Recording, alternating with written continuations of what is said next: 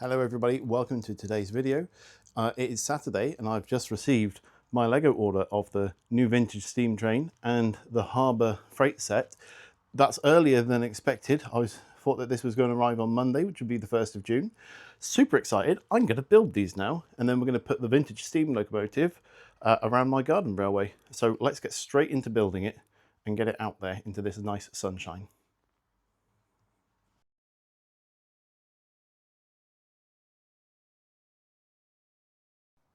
Right, so bag one completed, and we have our tiny little station platform and the 4 pieces of track with this little railer piece that we get with it. I don't think there's an awful lot to kind of make a fuss about here. I've got 2 of these sets, so I might make this up as a double length platform just for fun and giggles. The one thing that I do like about this one though is the way that the lamp has been done with this bar that goes over.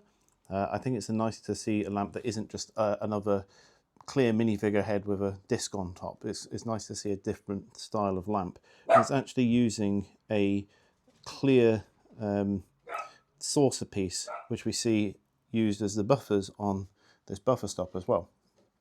So a really nice little touch on there, I think. That's the bit that I like the most. I think I mentioned before, the signals, I don't recognise what kind of signal this is. It's more European, so I will probably rework that more to my own tastes. It's not to say this is wrong, and I think for a lot of people they're going to see this signal and it's going to be spot on for what they want, but yeah, it's not really my thing. I mean, to be fair, probably most of this will get parted out for me and turned into other stuff on my display. I do have to say though, I really like the minifigures. Especially the train staff that we have here. I think that they look really smart and they'll be good additions onto my Brixmouth station build as well. So I love those. They can be working in a ticket office. And I think on my other set, I will basically head swap these 2 minifigures so that I have an older gentleman who's also in the staff outfit as well. And then we'll have a lady wearing the cardigan and trousers, which is nice when you get different sets, but that you're able to mix up the minifigures to make the most of it.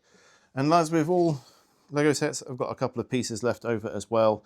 These are really valuable for me. I like having these for when I do different trains. I use these for my buffers on my rolling stock, so a couple of spares of these will be lovely to have. So that's end of bag 1. Let's move on to bags 2 and 3, which are going to be the carriage.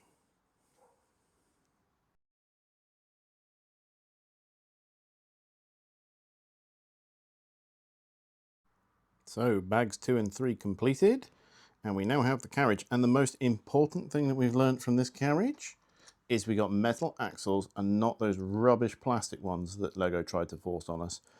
I don't think that we've seen the plastic ones in anything other than that green passenger set, and possibly other than the freight train set that was a bit of a flop. So I'm hoping that that means that our return to normal is having proper metal axles when we buy trains from Lego, which is excellent news because they are so much more free-rolling than what the plastic ones are. So I'm really happy with that. The design of this now, getting it in hands, is quite good. I'm still not keen on the balconies at the front, so I will probably get some extra parts to extend this, but I will likely keep one balcony at the back, but still extend the roof and make like a viewing platform out the back.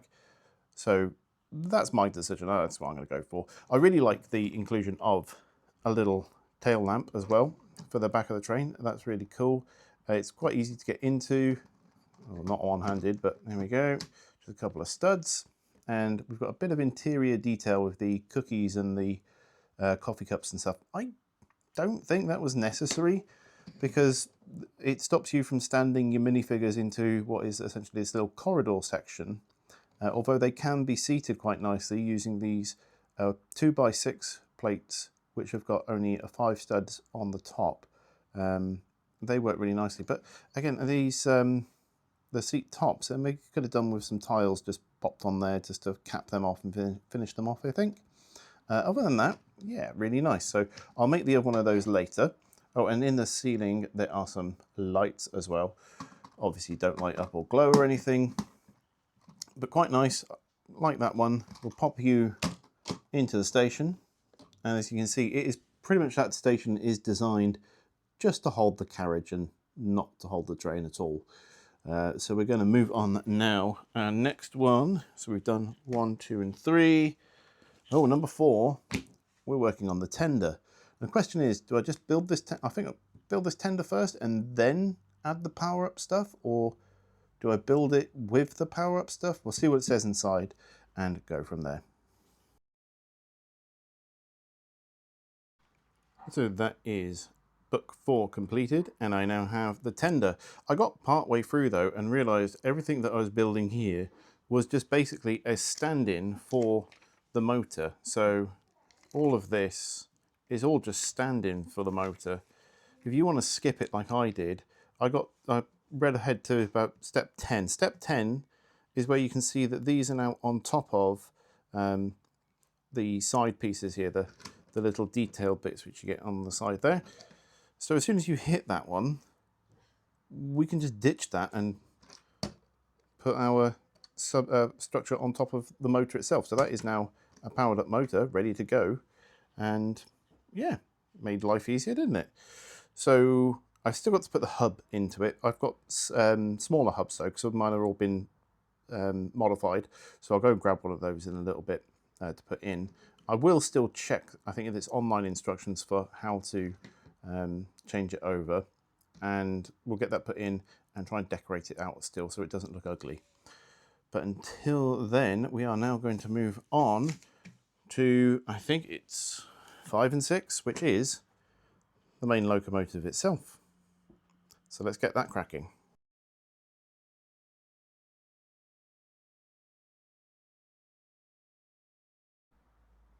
So I've just reached step 57 of the locomotive build, and I was going to keep all my modifications for a later video, but this one I think might be best for performance, and I don't want to have to pull things off to get back to these wheels to change them out later, so I'm going to do it now. And that's that. All of these wheels, it says to use these low friction pins. One, they look bad from the front because of the colour, but two, these are all connected with the rods. So does that not mean that those rods are going to get jammed if these turn slightly different rates? I don't know, but I don't want these to end up jamming. So I'm going to add axles into mine, proper axles. I'm going to quarter the wheels properly, like a regular steam engine and like other builds that I have. I'm just going to do that now because I want to avoid any point where they may jam up and look naff going around corners. So I'm going to do that now. That's going to be my first modification to the locomotive, but we'll get the rest of it built to the instructions and then we'll get it outside and get it going around the garden. So I was immediately defeated in that thinking when I got to trying to put an axle through and realized that there's a brick in the way. And rather than pulling all that apart and removing that brick, because I think it is reasonably structural for that part, I've just kept the pins at the front and I've put an axle through the middle so that the wheels will stay in sync with one another, and it seems to be quite happy in that way. So that's my first change, just a single axle on that middle bit so that the quartering is kept correct on the locomotive. Cue the next step, probably telling me to put something in the middle here, and then I have to remove that axle and this will be a massive pain in the backside. We'll have to wait and see. There we go, bags 5 and 6 are done, and we now have the locomotive. So getting it in my hands, getting a good look at the loco itself, it really is a very smart looking locomotive, I think. It's really nice. There are still some weird bits, I feel like. I still think that this firebox is way too low. The dome is lower than the boiler, which makes 0 sense. But having built it now, it looks like that will be quite simple to modify and get that extra height into it. The piping down the side is really nice, but usually I have like a handrail, but I don't know, I'm not sure. Maybe keep it like that, and it's still quite nice. The smoke box door, really interesting part. I've not seen this this 4x4 circular piece with the recess in it before, and it's got the smoke box door put into it. It's nice because it adds that little bit of detail to it. A bit strange because the smoke box door is now recessed into it rather than being proud of it, which would be the norm for a smoke box door. And I think that just adding some extra brick behind there would help. So I'm probably going to do that. I'm not sure about the lamp that's added onto the front of that one. I'm not keen on it, so I might take that one off and just replace it with a piece to make a bar. Make a dart instead. So using one of the studs with a bar on. We'll see how that goes. The other part is the chimney, and it's I don't know. I just really don't like how that's attached.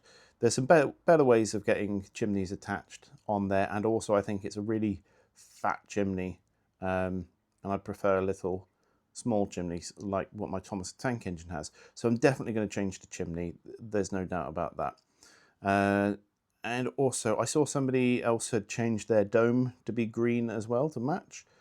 And I was also thinking about perhaps changing the boiler itself to be green so that it matches the theme that's going on a bit better. Like the black boiler's a little bit strange. I'm not sure about it. But you know, we can play around with that. I've got a bunch of green parts that I could swap in there if I so wish. So I'm going to have to decide whether I do that or not. Now the sides, in my initial reaction to this loco, I said they really look like tanks to me. And I think part of that is because they're much lower down. I'm not sure if I changed them or not. I might lose a little bit of the characteristic of this loco itself. So I'm probably going to leave them as they are, and we'll just fix that firebox, I reckon. I really like the way that the wheels are framed in these red frames as well, though. They look fantastic.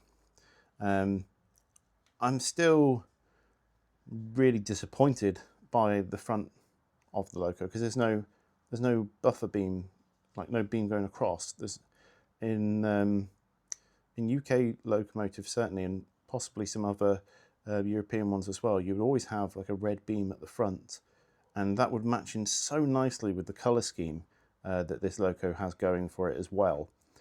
It's definitely needed to my mind, so I've got to figure out how best way to do that and still keeping the buffers in place. It was really interesting to see these like booster pieces, which I remember from an old space set that I had, I think one of the UFO ones, to attach the parts there. And what else were we thinking? Oh yeah, so the other thing I find really strange, and is more obvious when I put this over onto the actual tender as well, is the cab seems really short. Like, I'll pop this down. It feels like this could extend out to this whole brick. So I think if I just move this out by one and move this out by one, put a new brick in behind it, and then just add a whole brick up here as well, I think that would look a lot better. I mean, if we pop it up onto the main thing itself, you see there's so much gap there. So I want to close that in a little bit.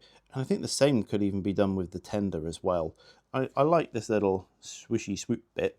I have to check what that's like when it goes round an R40 when I do my mods, but yeah, I just think that's a bit of an odd one, so I want to change that. The other thing that I was thinking as well with that tender is the recessed panels, the way they go in and up, is I like the fact they've done it is to get that detail, I think, from it. But I don't know whether I'd flip mine instead, and then I could put a sticker on there for a railway logo, like the Great Western Railways always have their GWR on the back there. So perhaps I could put on a Lego Railways sticker or something like that if I made one up in the nice kind of gold lettering. Would look quite cool. So definitely want to modify that. The other thing that I find really just bizarre about the way that this tender's made is, why is this grey plate not black? It's just really, it stands out like a sore thumb. So yeah, definitely want to change that one out as well. And if I rotate around a little bit more, the tender from the back, it doesn't come out as far as what it does at the front. So there's a whole other brick's worth that we could add to that back piece. So I think that extending that out will also give a little bit more room for the electronics as well. So I think definitely want to do that too. So that'll be another modification that I'm going to make. But that is the whole set together. Overall, if you just wanted a steam train, like, you know, a kid is buying a Lego set, wants a steam train to be able to play with, you've got this one, push it round, off the ramp, down you go, round wherever you go into, and that's just going to be really, really cool to use. So as a toy, it is fantastic. I don't think that you can really fault it. I imagine that for people who are more advanced in years, like myself, are going to have their own kind of fussy moments with it and things that they think are dumb and shouldn't be like that, or, you know, and that's part of just the way that we are as kind of more closer to model railway enjoyers rather than kids who are just playing with a train.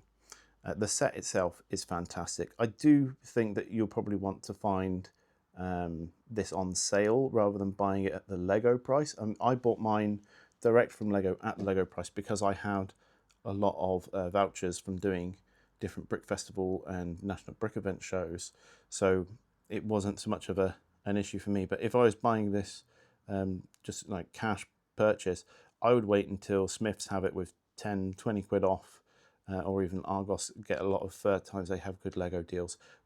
Possibly wait for those deals. And if this does come up on a deal in the future, I might get a third one because I'd be able to build a third carriage. I'd get more wheels with axles, metal axles in them, and I get another set of these connection rods as well, and a whole bunch of different green parts which I think are really quite fancy and quite nice parts.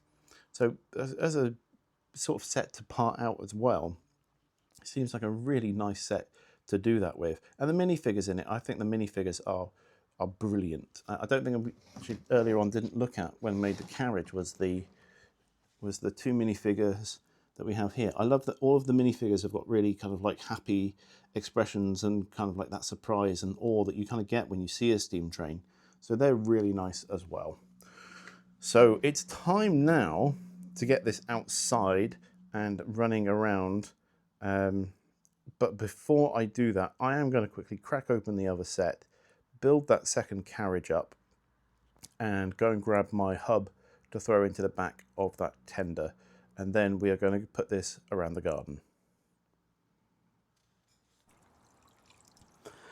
Okay, we're outside in my garden in the stonkingly bright, hot day. And this is going to be the first time trying to run the train. It's got one of my modified hubs inside now, which is running pie bricks, and you can see there's so little room for that hub. I know this is a little bit different to a regular hub, but even then there's barely any room to actually fit it in. So again, I think that we can improve that with some of the modifications we were talking about earlier. Now let's see how it does going around our little test track here. Oh, straight away, that is so cool.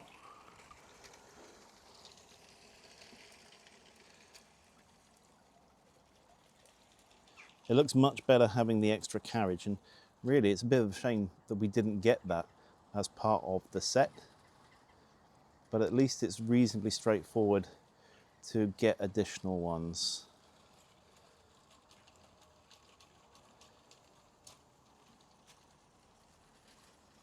I think definitely going to need a third carriage. Well, my children leaving some bubbles out there, I'm going to have to move that. Oh yes, I'm liking this.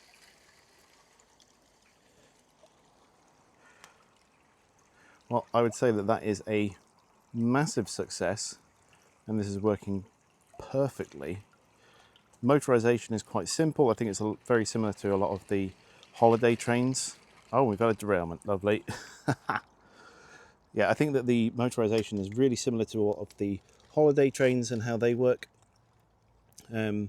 So really straightforward, but definitely I think that we as mock builders can do a lot better job of improving that. Now I've got quite a bit of dippy track there, which needs repacking, so that's why it's derailed as it's gone round. I don't think it's anything to do with the train itself, and yeah, this is compacted down as well, so I'm losing grip for here as well. It's a very weird kind of shape to the track, so that's definitely nothing on the loco itself. It does look really good going round. I think Lego have done a great job with this set, they really have. Let's hope that maybe in the future we'll get a few more steam trains as well, and that this isn't just going to be, right, you've had your steam train, wait another 10 years for the next one. Maybe if we could get some different colours, that would be pretty cool. But that's everything that I've got for you for today. I'm going to go and edit this video immediately to put it up, and then later on I'll be building the harbour freight set. So look forward to that one, and in the meantime I'll see you next time. Bye.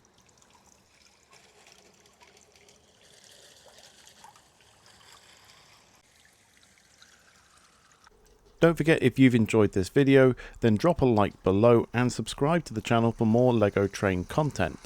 Leave me a comment below and let me know what modifications you think that I should make to the train, and what modifications will you be making to yours. See you next time.